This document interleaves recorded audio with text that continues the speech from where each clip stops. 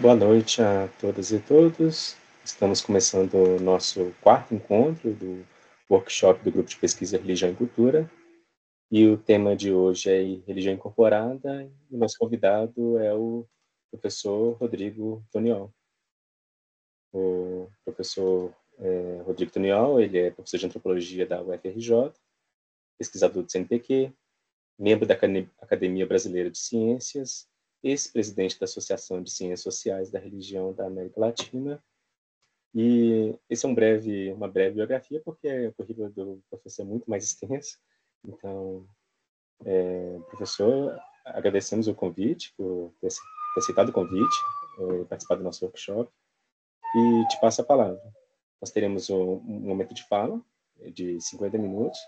Depois desse tempo, vamos abrir para as perguntas. Vai ter um ciclo de 3 perguntas por bloco. E faltando 10 minutos para o fim, eu te aviso levantando a mãozinha. A gente passa a palavra. Muito obrigado, Paulo, Flávio, Fabiana, pelo convite.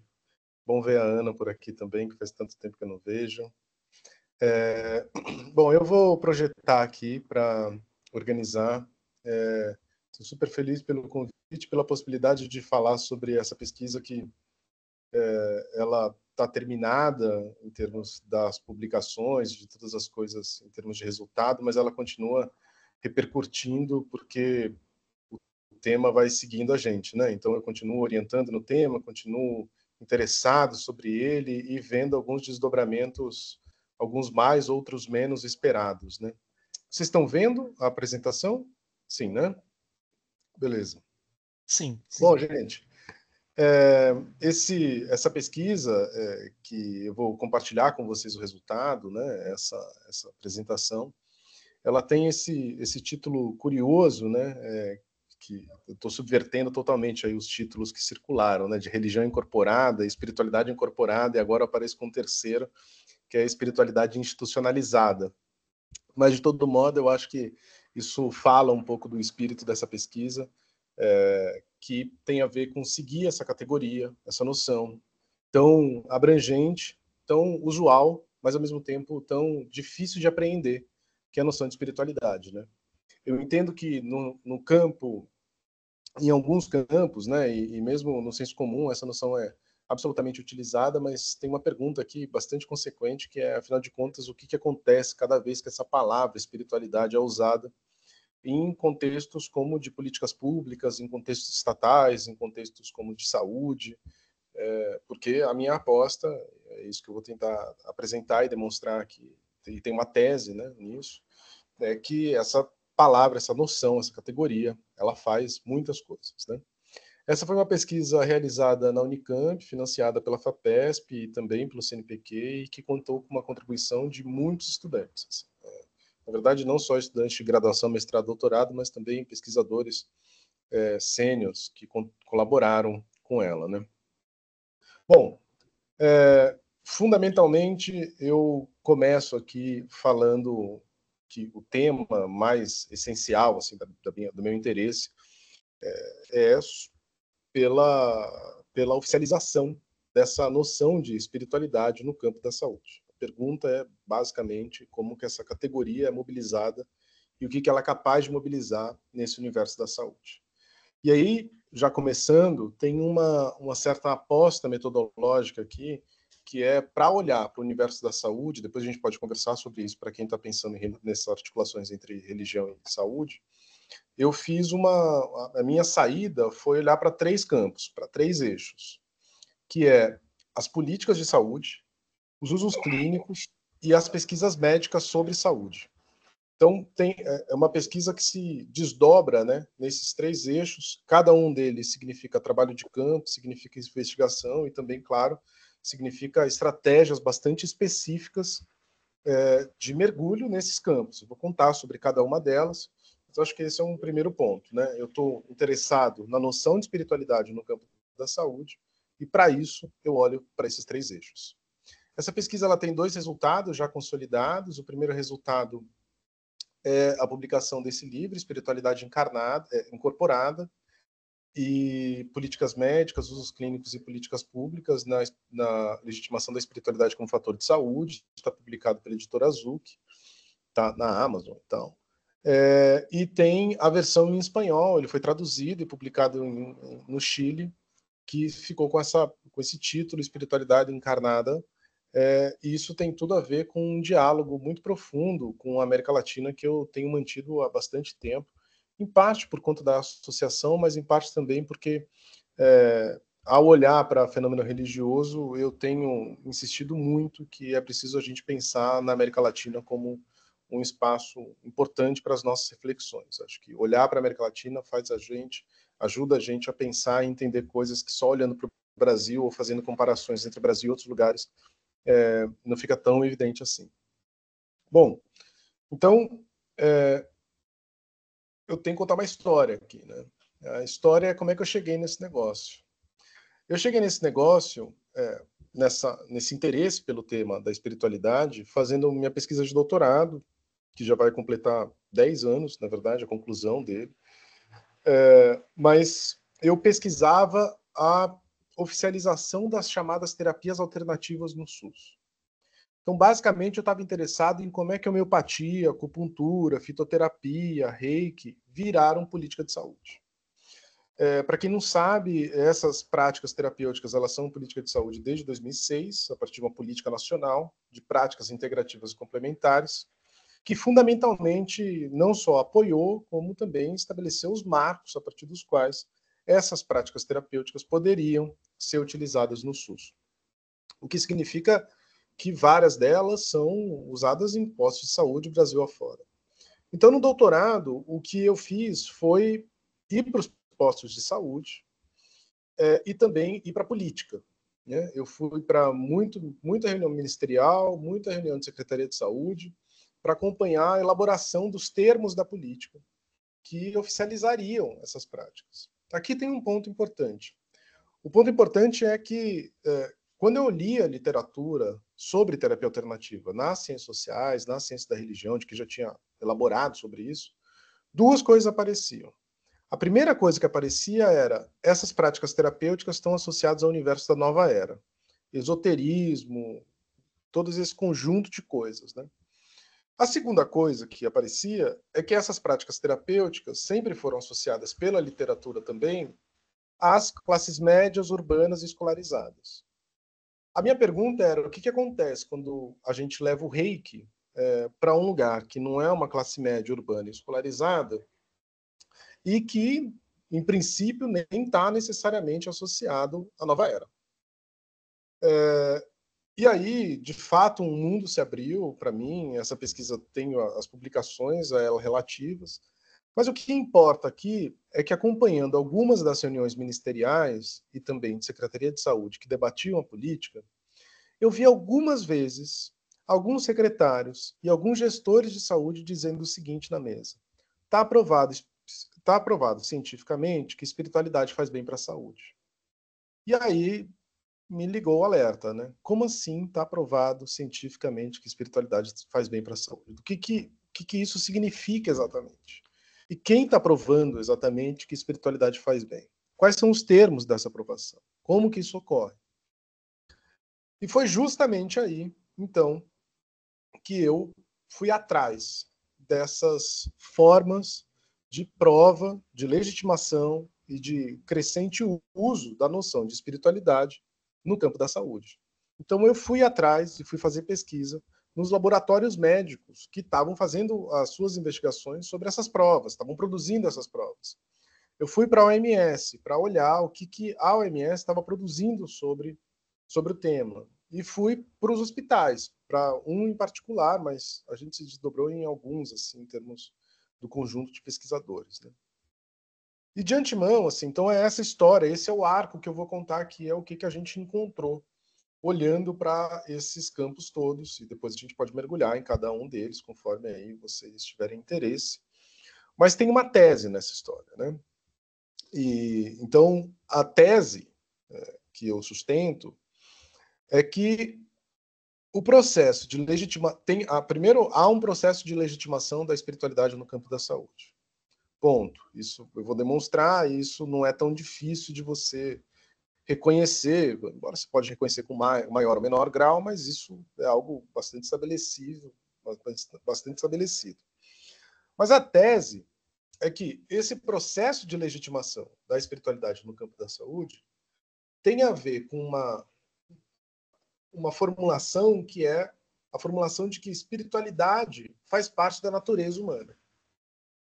E o que eu identifiquei no universo médico é um conjunto de processos, na verdade, que atuam para formular a ideia de espiritualidade como algo universal, como algo que não diz respeito a certos grupos, a indivíduos, a certas subjetividades, mas que diz respeito à coletividade, que no limite diz respeito ao humano, né, como entidade bio, sócio, psicossocial, né? Então essa é a tese, né? Essa é a demonstração que eu vou tentar apresentar para vocês a partir dos resultados que a gente chegou.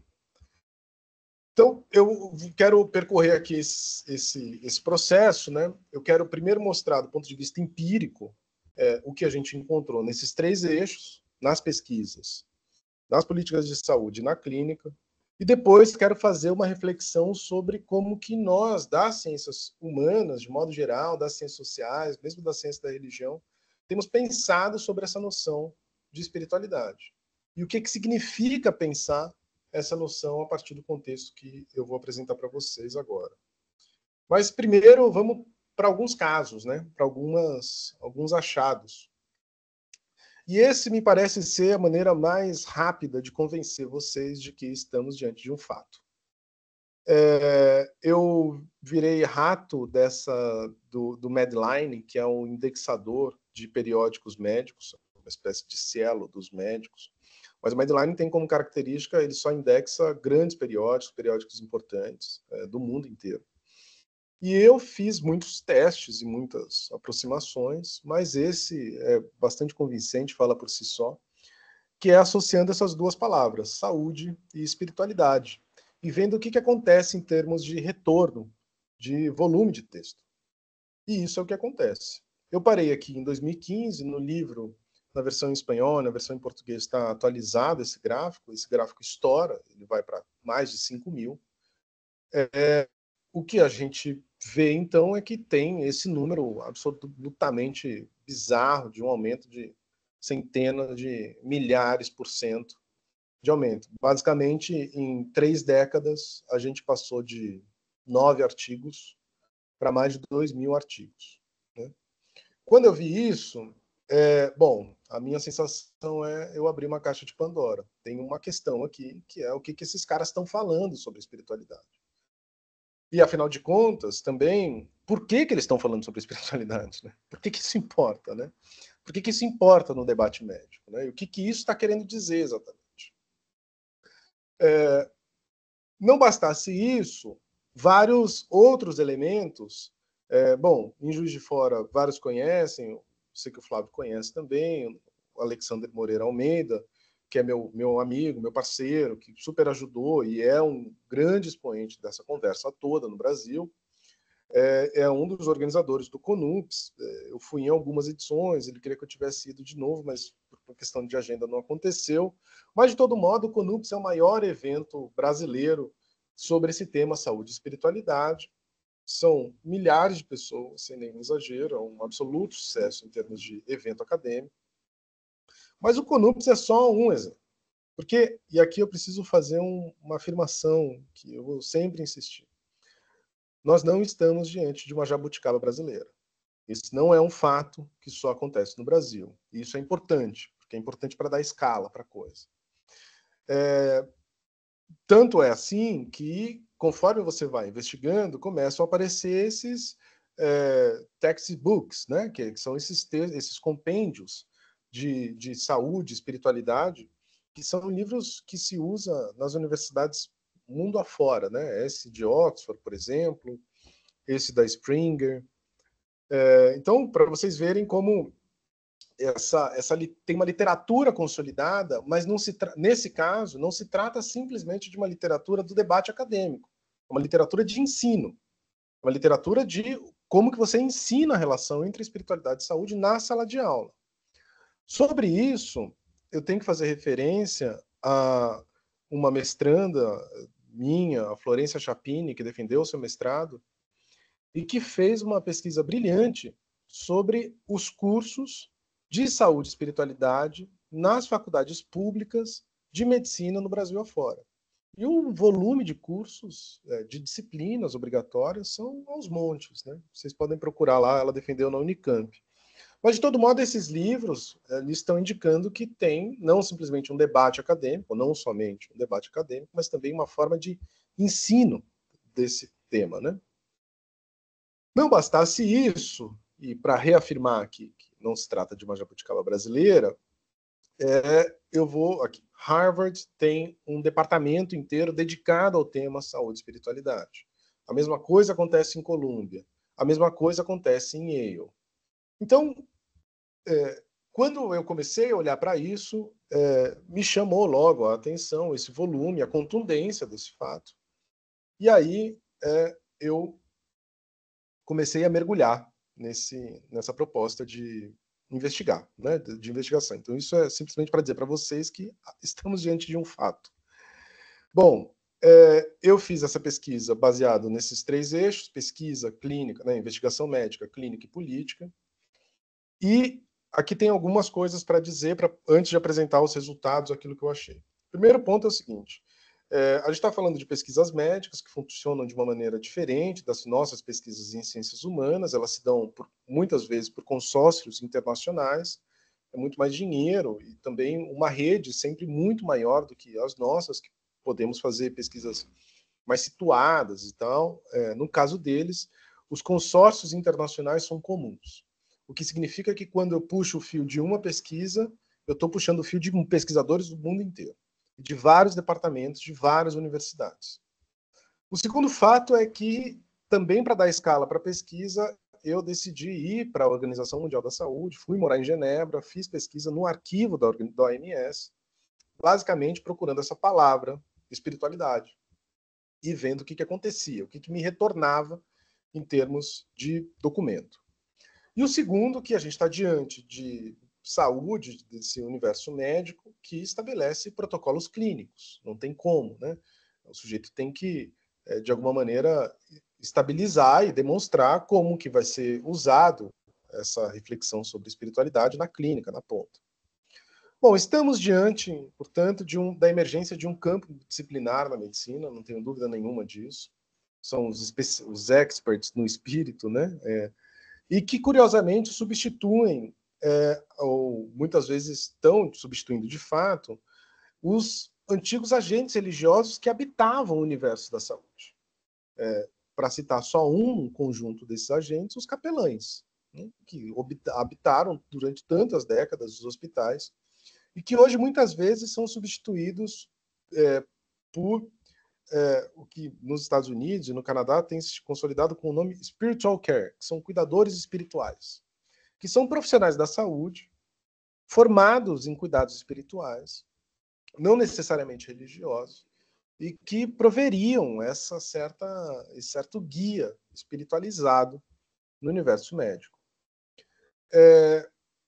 E, por fim, a gente, assim como no meu caso de pesquisa com relação às terapias alternativas, que eu estava indo do universo alternativo, né, esotérico, etc., para o mainstream, na medida em que eu via como as terapias viravam política pública, aqui também. A gente não está falando de uma coisa lateral, marginal. A gente está falando do mainstream. Né? A gente está falando de Harvard, Columbia, Yale, etc. Bom, tem uma pergunta, né, que eu acho que é uma pergunta legítima e que todos vocês podem fazer, que é, afinal de contas, o que é espiritualidade? Né? Eu quero começar, né, abordando essa pergunta a partir da fala do Álvaro Avezum, quando ele ainda era presidente da Associação Brasileira de Cardiologia, que é uma das associações médicas mais antigas do país. E ele diz o seguinte: hoje posso dizer com segurança a um paciente que, se ele fuma, tem maior possibilidade de sofrer um infarto que um não fumante. Provavelmente há de chegar um dia que, com a mesma certeza, poderemos dizer ao paciente que, se ele for espiritualizado e souber lidar adequadamente com as suas emoções, poderá evitar doenças cardiovasculares. Mas é importante esclarecer que não estamos falando de religião, que é o sistema de crenças e dogmas, nem de religiosidade, que é quando a pessoa se dedica à religião. Aqui tem um ponto. Como antropólogo, e essa é uma carta ótima que os antropólogos podem sacar sempre, eu estou pouquíssimo interessado em definir o que é espiritualidade. Esse não é um problema meu. O meu problema é como é que os meus interlocutores definem espiritualidade. Eu quero saber como que eles respondem a essa pergunta. E o que acontece a cada definição que eles fazem. Então eu não defino, eu sigo as definições, as múltiplas definições. Essa é uma solução antropológica por excelência. E ao seguir as múltiplas definições que o campo médico produz sobre essa noção de espiritualidade, duas coisas sempre se repetem. A primeira é essa afirmação de que espiritualidade não é religião. Esse é um ponto central para eles. Essa demarcação.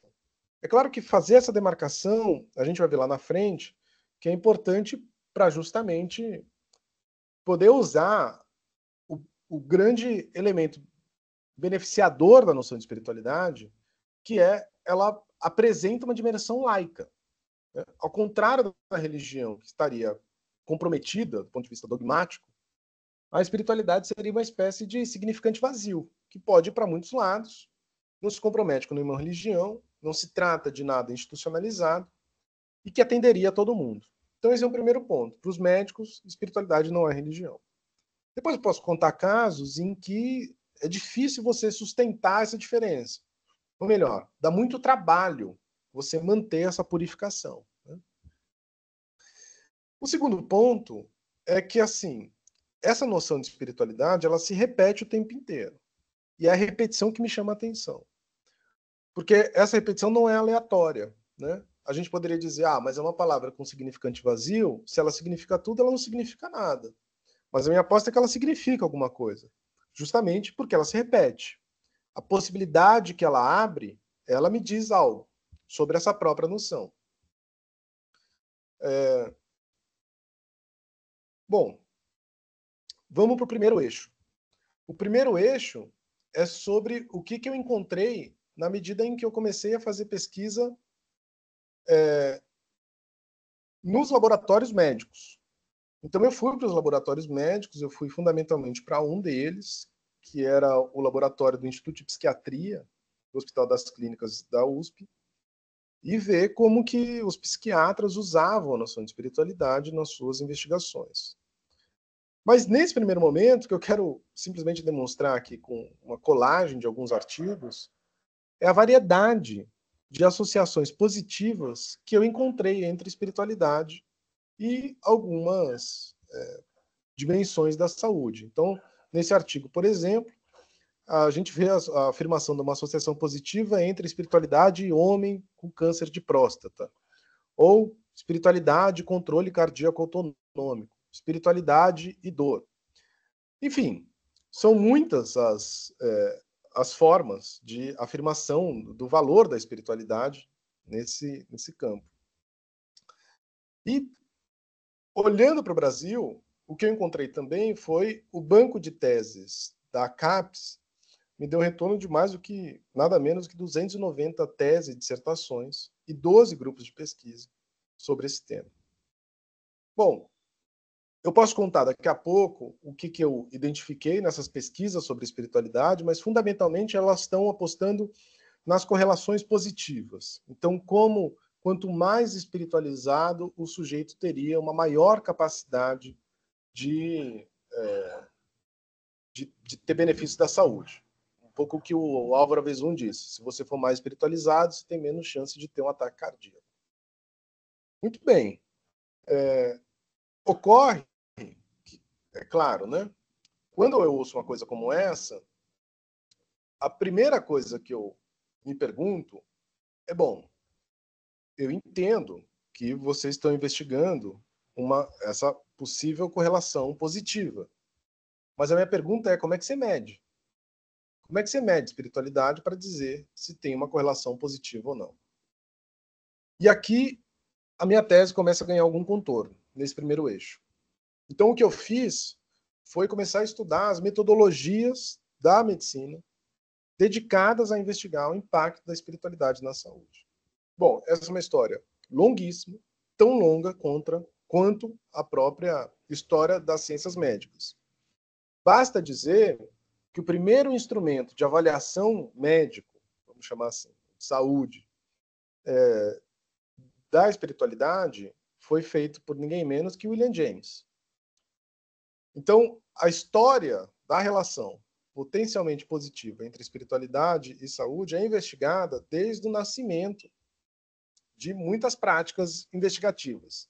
Não à toa eu citei William James, porque os primeiros instrumentos médicos, clínicos de avaliação da espiritualidade vêm justamente do campo da psicologia. São instrumentos que basicamente fazem perguntas, têm protocolos, né? Então, a partir de um conjunto de perguntas, sei lá, a Ana vai pontuar lá qual que é o grau de espiritualidade dela. Espiritualidade 8, isso vai para o prontuário e vai gerando uma espécie de score de ranqueamento.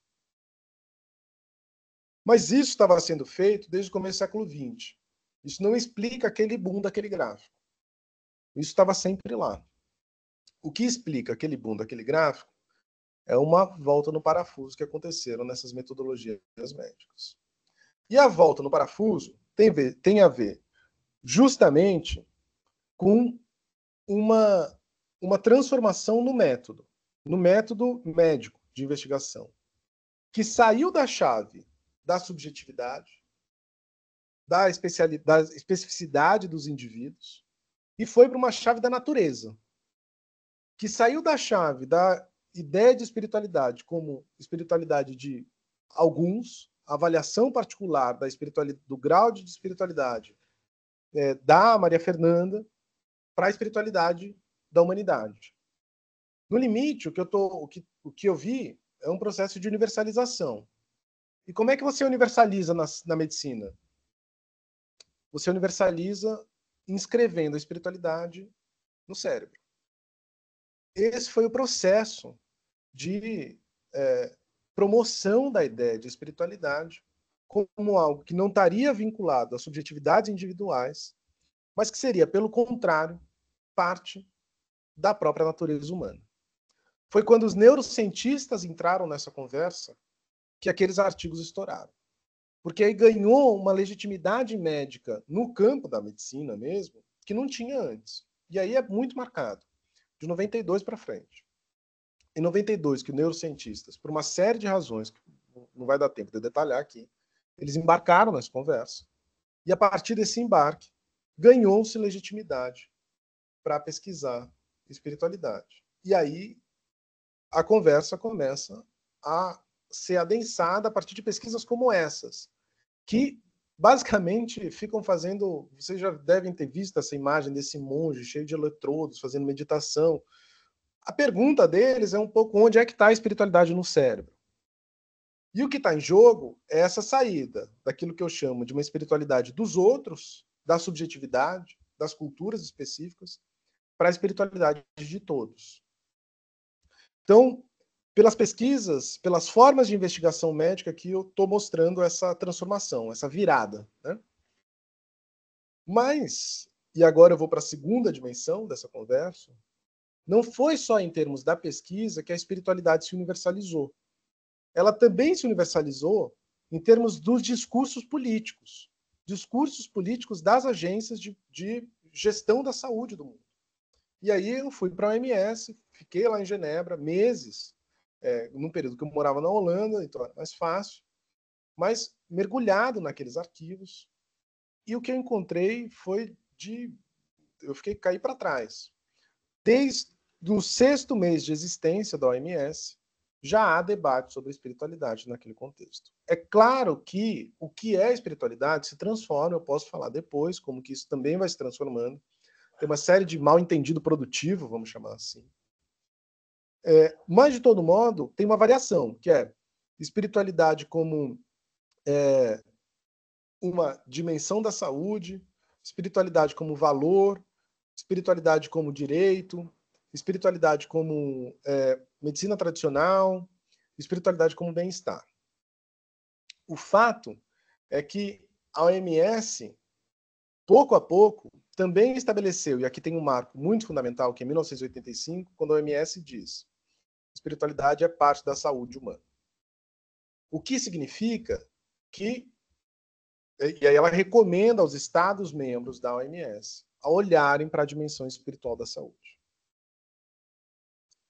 O que ocorre disso, e aí é o retorno que eu faço, o que eu fiz então? O que acontece depois que a OMS declara isso nas políticas nacionais de saúde?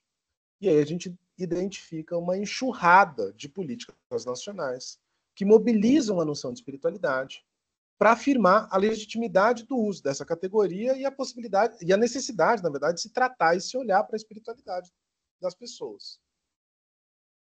Bom, o que em cada uma dessas leis significa e o que cada uma dessas leis abre, aí seria tema para um curso inteiro. Porque o ponto é, cada vez que a noção de espiritualidade é mobilizada, uma coisa acontece. O que eu posso dizer para vocês é que a noção de espiritualidade ela é muito ampla do ponto de vista das políticas de saúde. Ela autoriza desde coisas como as comunidades terapêuticas dos evangélicos, que vão dizer, nós vamos cuidar da espiritualidade das pessoas que a gente está tratando aqui, dos adictos, numa chave espiritual, e a OMS nos legitima, até coisas do tipo medicina tradicional. A possibilidade de um indígena ser tratado a partir da sua lógica indígena quando ele tiver para morrer no hospital. Então, é um arco enorme. O que cabe nesse grande guarda-chuva das políticas de saúde que mobilizam a noção de espiritualidade? De todo modo, aqui tem um ponto que é justamente essa pluralização. A gente fez um levantamento, são centenas, sem exagero, de políticas nacionais, estaduais e municipais que mobilizam essa categoria, no Brasil e, bom, ao redor do mundo também. E aí, claro, né, que a gente chega nessa pergunta que é um pouco retórica, mas que me importa, que é, bom, se as pesquisas médicas estão dizendo que espiritualidade faz bem para a saúde, e a OMS afirma que espiritualidade é uma dimensão da saúde, então passa a ser dever do Estado prover espiritualidade, né? Quer dizer, a gente entra numa situação, numa sinuca de bico, assim, do ponto de vista do debate sobre religião e espaço público. De todo modo, então, como eu estava dizendo, nas pesquisas médicas, a universalização se dá pela transformação metodológica, né? Sai de uma chave da subjetividade e vai para o cérebro. Na saúde, no campo das políticas de saúde, essa transformação também acontece. Tem um artigo que eu escrevi que se chama Atas do Espírito, está publicado na Anuário Antropológico, que eu conto essa história. E o que eu mostro nesse texto é como a noção de espiritualidade aparece na OMS, primeiro, para tratar das medicinas tradicionais, da medicina tradicional de determinado povo. E, pouco a pouco, essa noção vai sendo ampliada até virar uma chave universal. Não só universal, como universalizante. Bom, está tudo lá naquele texto, um argumento longo, mas que eu vou demonstrando a partir da análise desses documentos, como que essa noção vai se transformando. Bom, e tem a última dimensão, né, da pesquisa. Então, depois dos laboratórios médicos, das políticas de saúde, tem a dimensão da clínica, que é o que acontece na ponta, né, no tratamento médico. E aí eu posso contar várias histórias, mas eu acompanhei o estabelecimento de um ambulatório de espiritualidade em 2 hospitais, um particular e um público, que eram conduzidos por esses especialistas médicos, né, em espiritualidade, não os religiosos, não os capelães, mas os especialistas de saúde. Eu também acompanhei o estabelecimento de um protocolo clínico de anamnese espiritual. Anamnese é esse conjunto de perguntas que o médico, os profissionais de saúde fazem quando a gente chega no consultório. Então, tem uma anamnese espiritual que depois produz um índice, que isso vai para o prontuário. Tem uma dimensão super interessante nisso tudo, que é o DSM, que é o livro, né, da psiquiatria, que condensa e estabiliza também quais são as doenças psiquiátricas legítimas, né, os diagnósticos, o conjunto de sintomatologia, etc. O DSM tem esse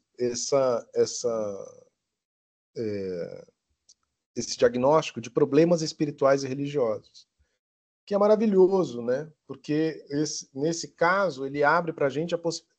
Quer dizer, a espiritualidade é tão universal que ela é um diagnóstico também universal, que é o próprio princípio de qualquer diagnóstico.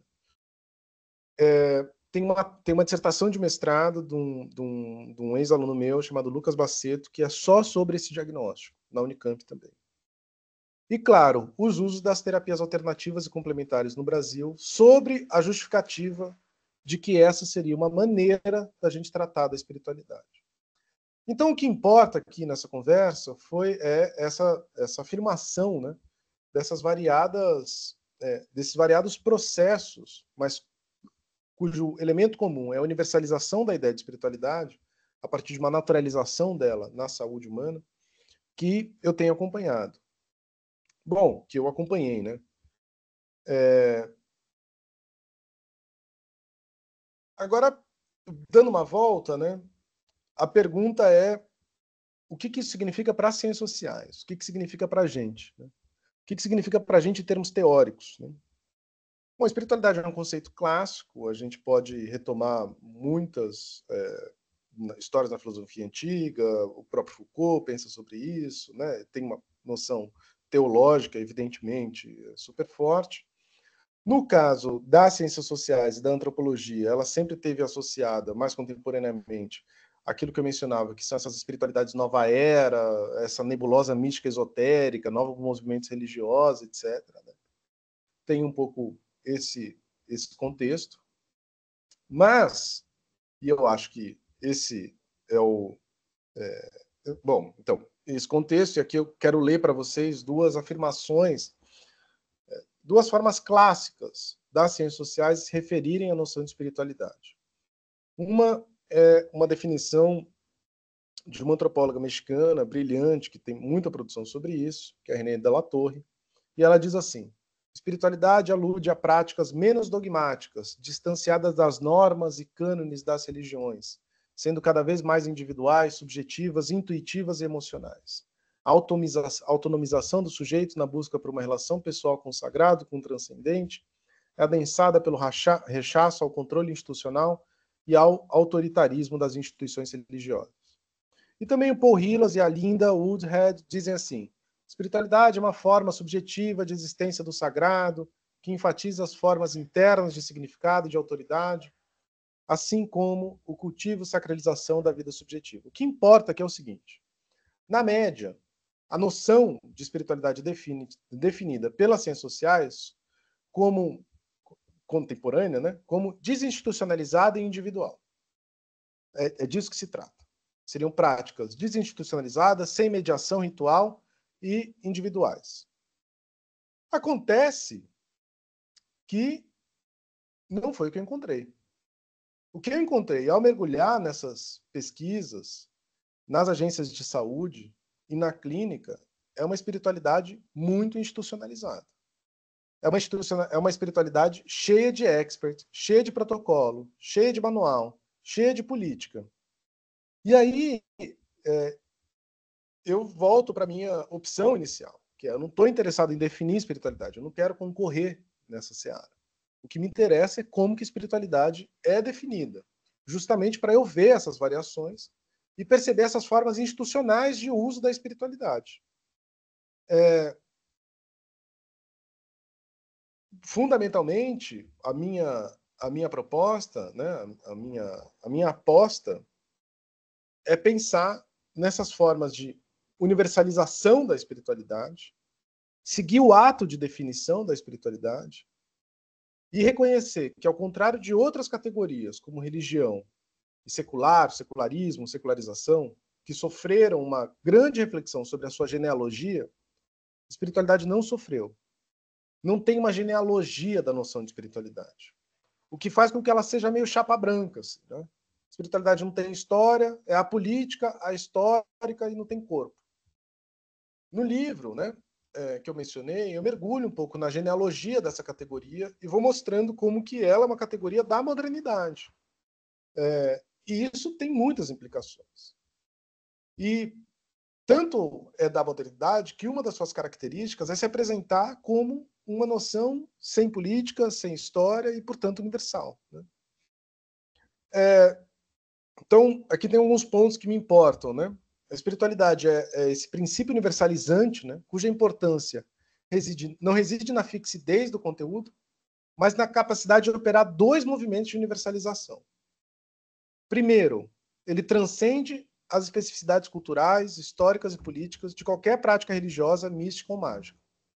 É a um só tempo o mínimo denominador comum da experiência desses contextos e a coisa mais autêntica que cada um desses contextos poderia ter. A espiritualidade oscila, né, nesse lugar. A espiritualidade é aquilo que todas as religiões têm e aquilo que há de mais autêntico nas religiões, né, nas práticas.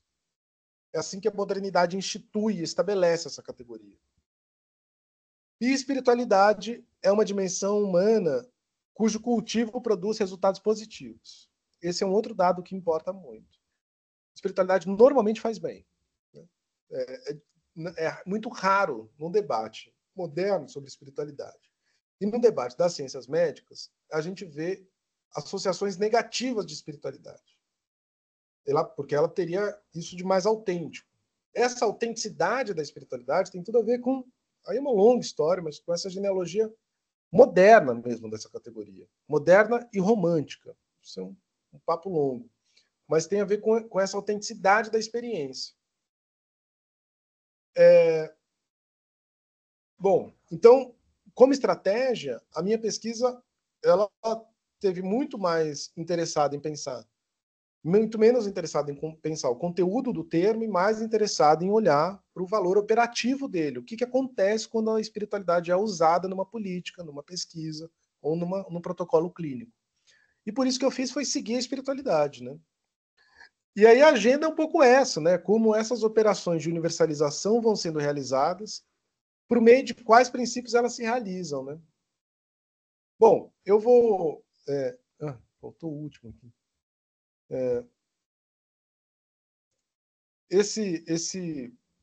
Eu não vou mergulhar muito nele, né? Mas eu acho que tem esses três eixos aqui que me importam nessa genealogia, para a gente ter um tempo aí de conversa, que é espiritualidade tem tudo a ver com a modernidade ocidental, tem tudo a ver com o liberalismo e tem tudo a ver com o encontro colonial. Essa noção, essa categoria, ela emerge nessa tríade, né? E o que eu tentei demonstrar, né, é que tem uma espécie de legitimação mútua, né, da noção de espiritualidade no campo da saúde, conforme ela se propõe a ser uma categoria universalizante, e ao mesmo tempo a própria medicina também universaliza a noção, né, que é o que a medicina faz por excelência, né, que é universalizar, né. E aí eu acho que tem um ponto que me importa muito, né. Eu sou um pesquisador da religião que, muito comumente, não pesquisa eventos evidentemente religiosos. Eu estou interessado... Parou de exibir? Né? Eu fechei aqui? Tá. Sim, parou. Eu estou interessado justamente nessas margens, nas zonas cinzentas, enquanto a coisa é e não é. Né? O grupo de pesquisa que eu coordeno, convido todo mundo a seguir aí no Instagram, e também a gente tem um site, daqui a pouco eu coloco, se chama Passagens. A ideia é justamente essa. É um coletivo, na verdade, de pesquisadores que pesquisa muitas coisas diferentes, mas que está interessado nessas passagens, né? Quando uma coisa deixa de ser oficial e passa a ser oficial, quando ela é ilícita e passa a ser lícita. Eu acho que essa investigação sobre espiritualidade, ela abre também a possibilidade da gente pensar essa noção atuando, operando, fora do registro evidentemente religioso, no registro médico, que inclusive recusa a religião, porque é o que os médicos estão falando o tempo inteiro, não é religião. E aí a minha pergunta é o que acontece, né? Quer dizer, o que eles estão querendo exatamente dizer quando eles falam não é religião, né? E aí não cabe a mim dizer que brigar com o nativo, né? Brigar com o interlocutor, né? Eu estou interessado em ver o que acontece, por que importa para ele falar isso.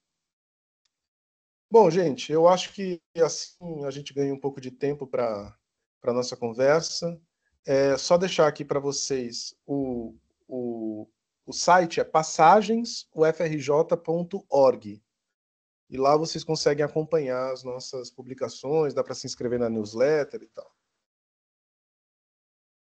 Rodrigo, muito obrigado. Nem precisou de levantar a mãozinha, porque você já estava dando um tom que não precisava, e acompanhando os tópicos, vi que estava finalizando. Criou esse desejo, né, de ouvir mais, mas dentro das limitações do tempo, vamos para as perguntas. E enquanto eu passo a palavra para os colegas, que podem levantar a mãozinha, mas enquanto... já temos mãozinhas levantadas. E enquanto outros vão levantando as mãozinhas, vou colocar uma questão, só para contribuir mais para o debate. Talvez você já falou e eu não tenha captado bem, mas colocando, quais são os efeitos da incorporação da espiritualidade no contexto hospitalar, tanto em termos de assistência religiosa quanto de práticas terapêuticas? Tipo, qual o efeito de se utilizar esses termos ali? Porque quando a gente pensa num conceito de religião, ele traz vários debates para os pesquisadores de religião, e de repente a área da saúde pega um conceito que é usado de alguma forma por esses pesquisadores. E completando, talvez não tanta relação, de que maneira a área da saúde está se apropriando da ideia de espiritualidade, institucionalizando o conceito e talvez reivindicando uma autoridade sobre o aspecto da saúde, de maneira semelhante como fez com outros saberes médicos tradicionais. Vou passar a palavra agora para o Marcos Carpione e, na sequência, para a Fabiana. Boa noite a todos e a todas. Parabenizar aí o professor Rodrigo Toniol, né, o professor Senra aí, e dizer que é muito interessante essa questão da espiritualidade da saúde, como o senhor expõe, principalmente naquele gráfico, né? Aquele gráfico, a gente toma um susto com ele, né? Mas, professor, eu fiquei pensando um pouco da questão do próprio conceito de religião, do conceito de espiritualidade e do conceito de saúde, né? Porque parece que esses três conceitos, eles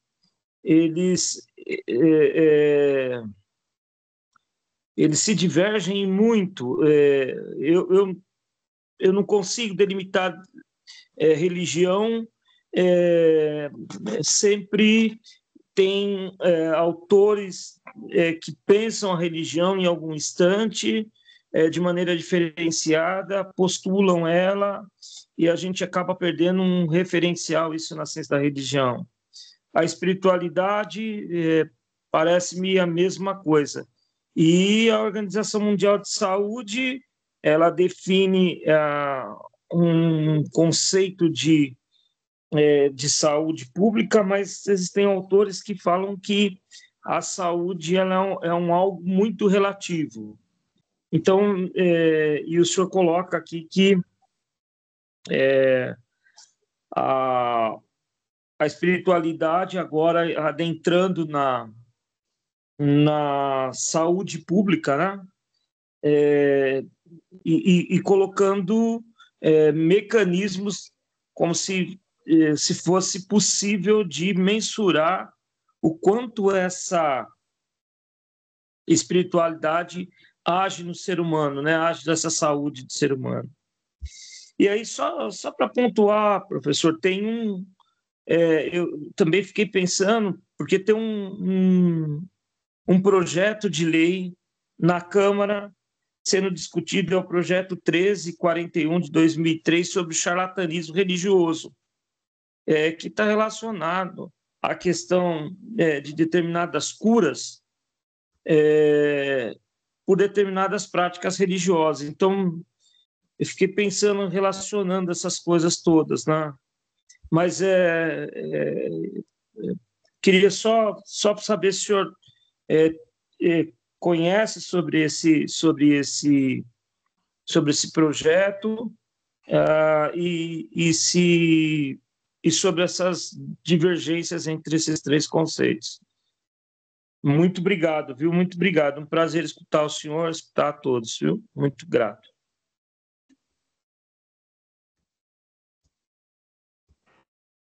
Oi, professor. Fabiana.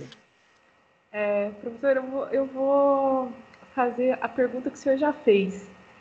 O que faz espiritualidade? Mas aí, o que faz a espiritualidade no contexto que é onde eu me identifico, que é a parte oncológica, que o senhor viveu no Conceição? Foi bem mais pesado, porque eu trabalho numa ONG com a maioria de mulheres, mas atende...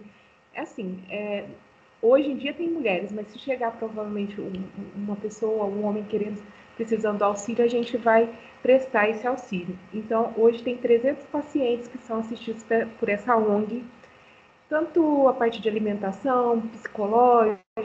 Esse é um trabalho muito bacana que foi construído por uma ex-paciente aqui de Poços, que eu sou do sul de Minas. E, enfim, está muito bonito o trabalho. Dá gosto de ver todas as áreas sendo tratadas. E o meu mestrado já foi em cima dessa ONG. Eu fiz com uma jovem que se dizia sem religião. Para a gente, no nosso grupo de pesquisa, a gente fala sem religião com crença. Ela era desinstitucionalizada, mas ela tinha as crenças dela. E é um ambiente diferente do seu, porque na químio em si, o senhor viveu, eu acho que é mais tenso ainda, né? E aí o senhor ficou lá, eu vi os relatos tanto no artigo do senhor quanto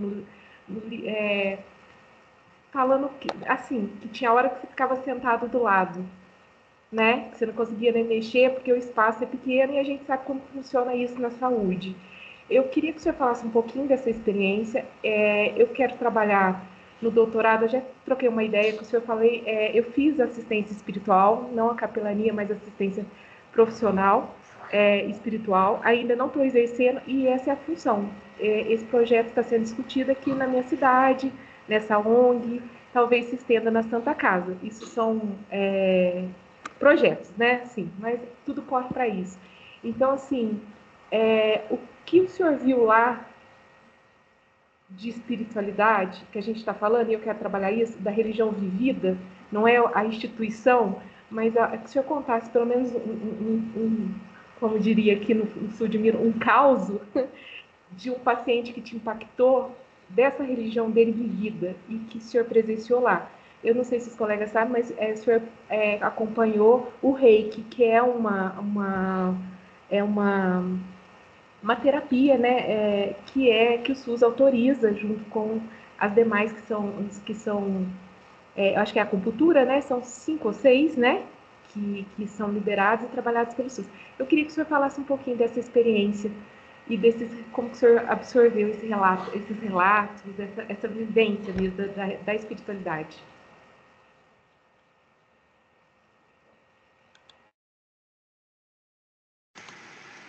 Professor, você quer responder esse bloco ou você quer mais algumas?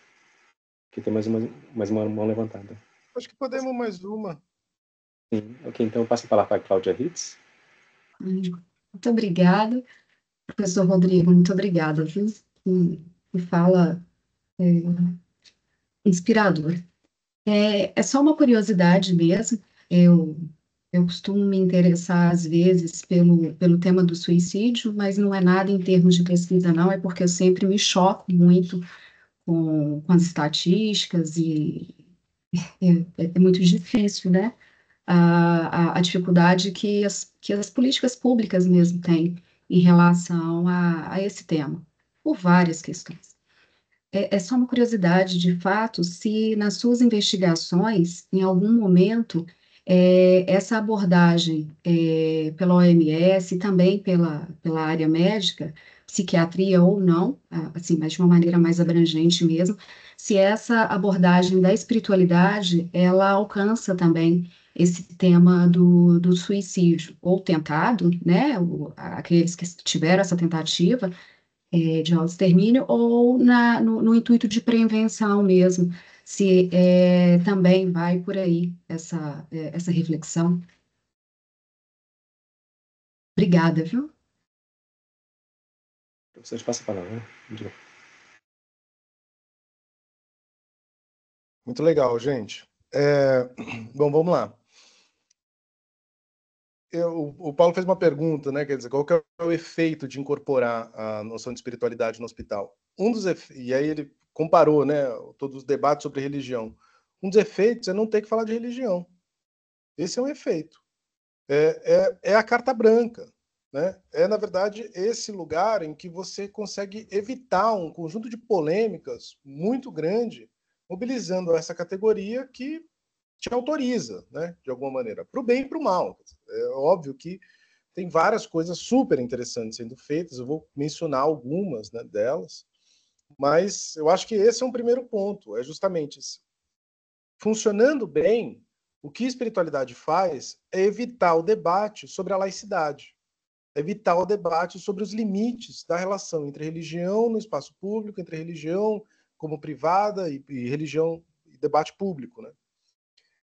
E eu acho que você está certo também quando você diz o seguinte, que, de alguma maneira, a gente pode ler esse processo como um processo de medicalização da espiritualidade. E eu acho que essa é uma questão, né?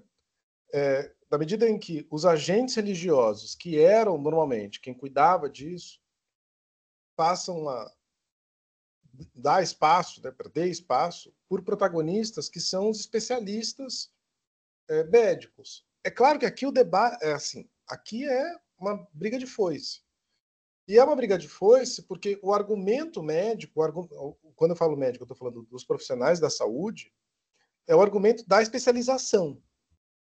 Só que sempre foi assim, né? A história da medicina é assim. A gente precisa que seja um profissional capacitado justamente porque esse é um tema delicado. E assim você vai medicalizando absolutamente todas as esferas da vida.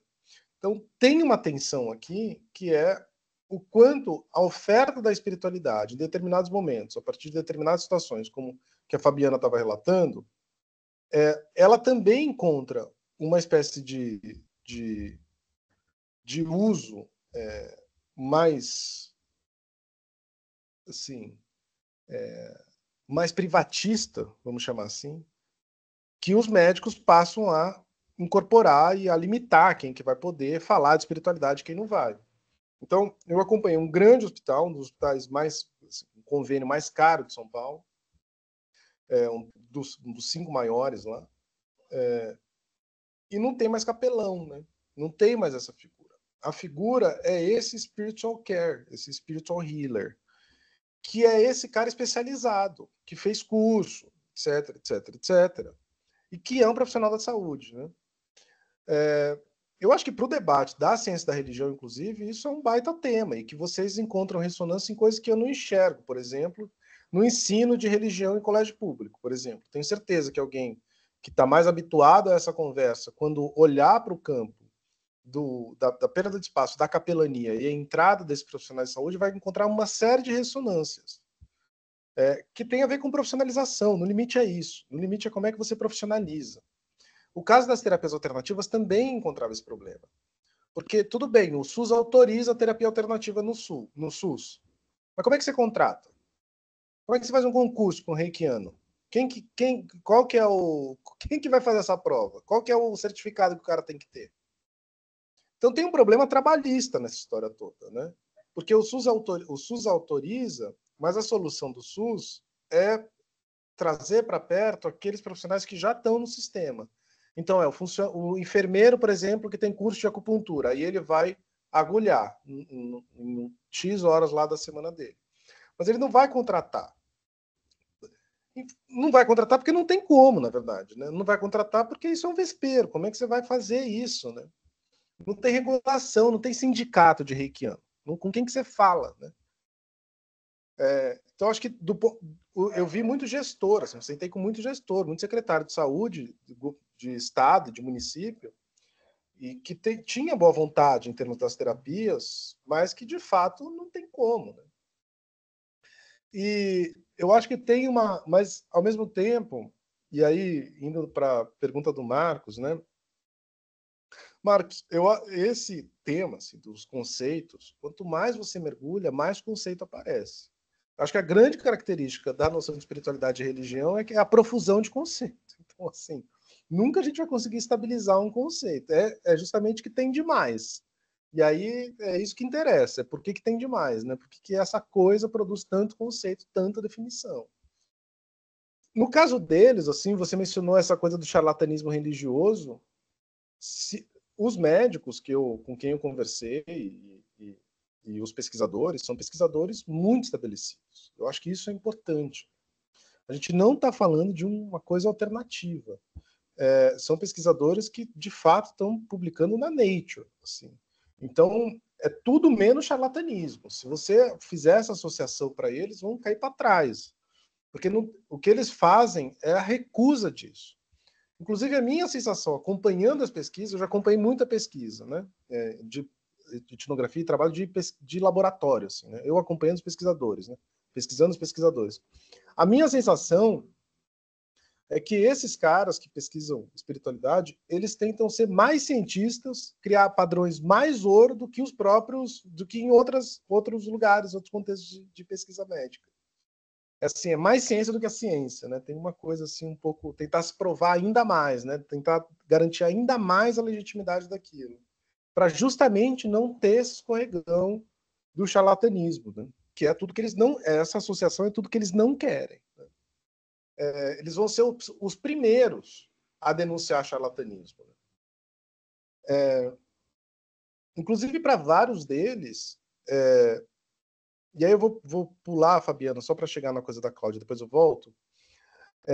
Os dados são dados muito objetivos. Então, Cláudia, por exemplo, o suicídio é um dado que aparece sempre. Porque pesquisas longitudinais, aquelas pesquisas que os caras ficam acompanhando as pessoas durante 30, 40 anos, gerações de família, essas pesquisas que são super estabelecidas, um dado que se repete é o seguinte: o maior fator protetivo para suicídio é espiritualidade e religião. Então, quanto mais espiritualizado e quanto maior dimensão religiosa, 7 vezes, esse é um número mágico que sempre se repete, os médicos repetem, chance de 7 vezes menos de se suicidar. É claro que a gente pode se perguntar por que não se suicida, né? Por que isso acontece? Tem uma primeira resposta que quer dizer, não necessariamente isso é bom do ponto de vista de saúde mental, porque simplesmente pode significar que o cara não se mate, não se suicide, porque ele tem medo do que vai acontecer com o espírito dele. Então, assim, é uma prisão moral, né? Quer dizer, tem uma moralização muito pesada. Então, conviver com essa neura do que vai acontecer depois também pode dar muito problema. Acompanhei muito disso com internos do Instituto de Psiquiatria. Então, espiritualidade e índice de espiritualidade e de religiosidade lá em cima, mas índice de ansiedade também lá em cima. Porque gera ansiedade, não gera tranquilidade. Não é ele não vai suicidar porque ele está tranquilo, porque ele tem uma companhia. Ele não vai suicidar porque ele tem medo. Então, essa é uma questão, né? Mas tem um outro argumento, que é o seguinte: é fator protetivo, né? Espiritualidade, religião, é fator protetivo contra suicídio, porque normalmente vem acompanhado de comunidade. E comunidade é fator protetivo. Ou seja, o cara que é religioso, ele né, a curva de suicídio, né, aumenta, né, até 28 anos, depois cai, depois cresce da velhice de novo. Nessa curva da velhice, a pessoa está solitária, sozinha, já não tem mais tantos amigos, não tem tantas visitas, e ela encontra uma comunidade religiosa. Bom, isso é um fator protetivo para ela. É claro que os médicos também dizem, poderia ser uma associação de bairro, poderia ser academia, poderia ser, sei lá, um jogo de dama, pode ser qualquer coisa. Mas as associações se dão normalmente em termos religiosos dessa faixa etária. Então, tem uma pegadinha que talvez seja mais o fator comunitário que proteja, do que a religiosidade como um aspecto intrínseco. Mas, é claro, né, a comunidade se tem, a expressão importante da comunidade é a comunidade religiosa. E aí, para mergulhar né, no que a Fabiana pediu, é super legal. Eu vi muitas dessas histórias, dessas iniciativas fabianas que são incríveis, assim, nos hospitais espalhados pelo Brasil inteiro, de acolhimento e de entrada de acolhimento nos hospitais a partir de projetos envolvendo espiritualidade. E aí eu acho que eu preciso dizer que tem uma coisa que sempre me chama muito a atenção, né, nesses projetos, que é, vou contar uma situação. Tem uma cidade no interior do Rio Grande do Sul chamado Severiano de Almeida. É um nada, assim, no meio do Rio Grande do Sul, um nada, 2.000 habitantes.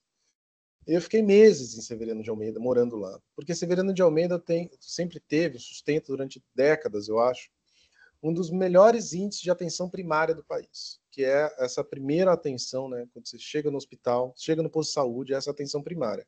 Quando você chega lá para ter os cuidados mais elementares, né? Você está com dor de cabeça, dor nas pernas, pressão alta e tal. Então não é especializado exatamente. A gente tem um problema no Brasil, que você tem 2 problemas de saúde pública graves, assim, no SUS, identificado. O primeiro é que as pessoas não vão ao médico. Esse é um primeiro problema.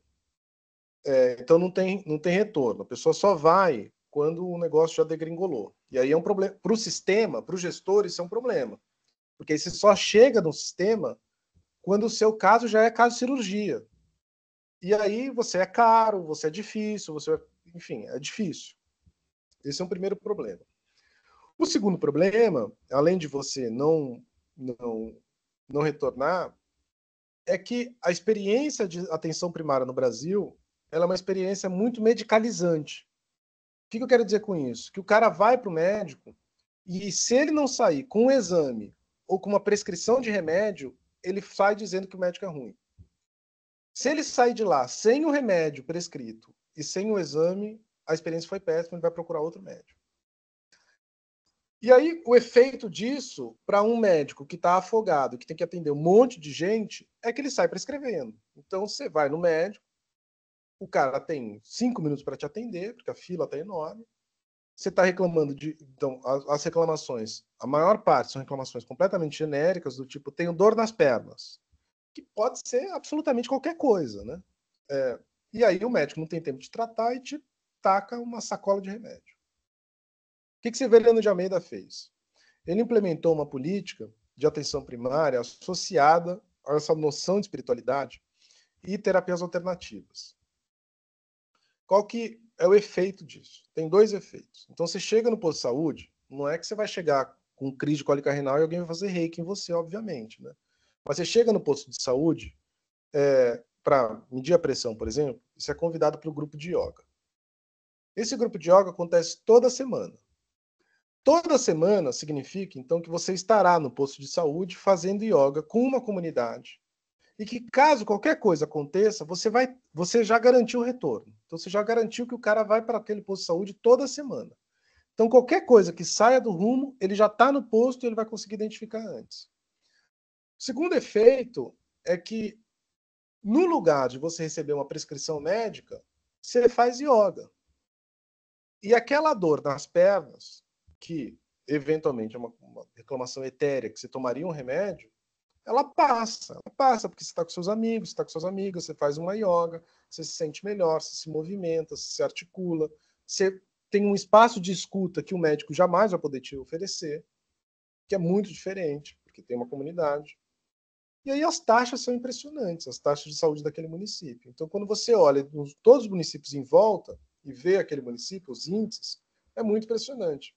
Então, de novo, eu não sou nenhum grande usuário de terapia alternativa. Na verdade, pelo contrário, assim, o meu interesse foi teórico. Eu nunca tinha usado nada até chegar na pesquisa.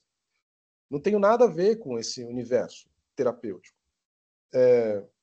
Mas eu consigo reconhecer que, nesses casos, tem um uso de muito pontual, assim, muito, muito concreto também, que traz muitos benefícios. É claro que eu entendo também que isso tem uma série de questões. porque traz consigo qual é a legitimidade científica de várias dessas práticas, o que significa o Estado brasileiro financiar um amplo conjunto dessas práticas que, no final das contas, pode não ter respaldo científico. E aí é a controvérsia que importa, né? Do ponto de vista como antropólogo, é isso que interessa, né? Quer dizer, qual que é a baliza científica para dizer que cromoterapia, por exemplo, funciona? Não tem, né? Eventualmente, vários terapeutas vão recuperar alguma pesquisa que vai dizer, mas não é estabelecido no campo médico que funciona. E não adianta, e não vale só o argumento clínico, que funciona porque meu primo foi curado com homeopatia. A questão é como é que foi curado, né? É isso que tem que mostrar. E aí, só para terminar, durante a pandemia, aconteceu uma coisa muito curiosa, que foi... tem um longo percurso nessa história, mas, assim, para encurtar a história, o argumento de legitimação das terapias alternativas é um argumento clínico. É isso que eu estou falando. A minha prima se curou de asma com acupuntura. Logo, a acupuntura funciona. Quando estourou a pandemia e veio o debate sobre a cloroquina, era exatamente isso que acontecia. Porque o argumento era clínico. E todo esse era o debate.